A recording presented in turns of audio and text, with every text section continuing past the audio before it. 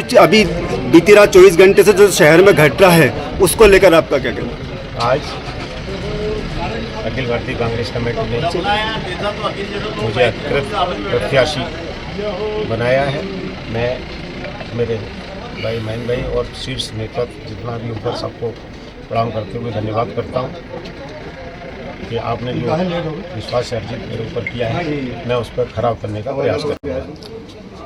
भाई साहब, क्या गारंटी कि इस बार जो कांग्रेस है वो भीतरी घात से उभर के अपने जीत सुनिश्चित करेगी? ऐसा कुछ नहीं है। जब एक परिवार छोटा परिवार होता है उसमें जब घर में बंटवारा होता है तो किसी को कम ज़्यादा मिलता है तो उसमें लोग नाराज़ होते हैं। थोड़ी देर बाद सब वही भाई सब एक साथ बैठ के काम करते हैं। इसी तरह से हमारा बहुत बड़ा परिवार है।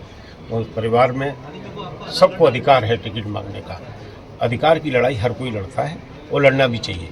और जिसको मैंडेट प्राप्त हो गया हो गया, ठीक है। क्षणिक रोष रहता है, आपको खुद को दिखेगा। एक आध दिन बाद सब मिलके काम करेंगे और कांग्रेस का परचम लगाएंगे। Thank you.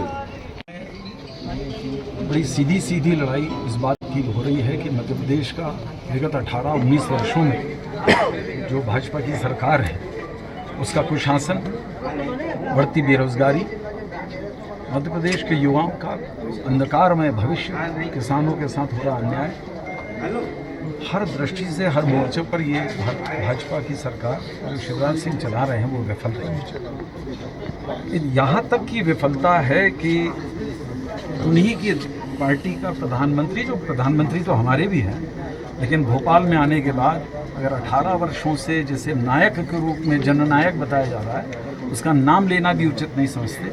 इसका मतलब ये है कि 18 वर्षों में किए गए कामों पर भारतीय जनता पार्टी उनको विश्वास करने और उनको आशीर्वाद देने को तैयार नहीं है। वहीं एक और कमलनाथ जी जैसा विराट व्यक्तित्व जिनके प्रति लोगों ने अपना विश्वास व्यक्त किया है, जिनके पास मध्य प्रदेश की उज्जवल भविष्य को लेकर बड़ी एक समग्र योजना है जो हमारे वचन पत्र में हमने बताई है। मैं मानता हूँ कि इस बार का जो चुनाव है ये सीधा जनता का भाजपा के प्रति जो आक्रोश है वो चुनाव है और इसलिए कांग्रेस तो उसमें एक छोटा हिस्सा है। जनता स्वयं चुनाव लड़ेगी और भारतीय जनता पार्टी के कुछ शासन को खत्म करेगी। बेनगल, निश्चित आपने संगठन का नेतृत्व किया है, राष्ट्रीय स्तर पर किया है। एक बड़ा सवाल ये खड़ा होता है कि जिस तरह से टिकट वितरण के बाद दोनों ही दलों में जिस तरह से आक्रोश देखने को मिल रहा है, अपने नेताओं के मुंह पर कालिक पोती जा रही, ये राजनीति का क्या चरित्र है?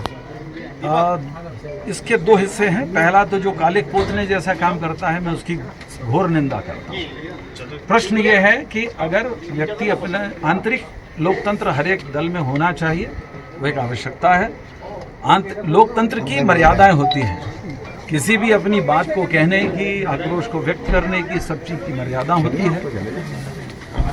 मैं समझता हूं कि उसका पालन सबको करना चाहिए। हाँ, जो लोग अति आक्रोश में आकर माननीय हमारे नेताओं के प्रति या किसी भी स्थान पर कोई कालिक पोतना या अनर्गल प्रलाप करना, कोई गलत भाषा बोलना, मैं उसकी घोर निंदा करता हूं। और मेरा मानना यह है राजनीति में आदमी में संजीदा होना, उसकी गंभीरता होना। राजनीति वो क्षेत्र है जिसमें उतार और चढ़ाव चलते हैं।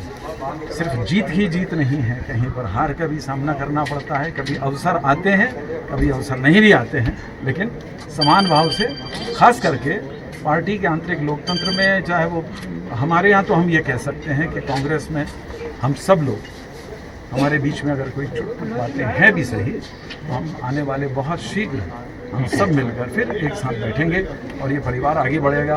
और मध्य प्रदेश में हम कांग्रेस की सरकार कमलनाथ जी के नेतृत्व में बनाने जा रहे हैं और शुजालपुर भी उसमें अपनी भागीदारी। Thank you.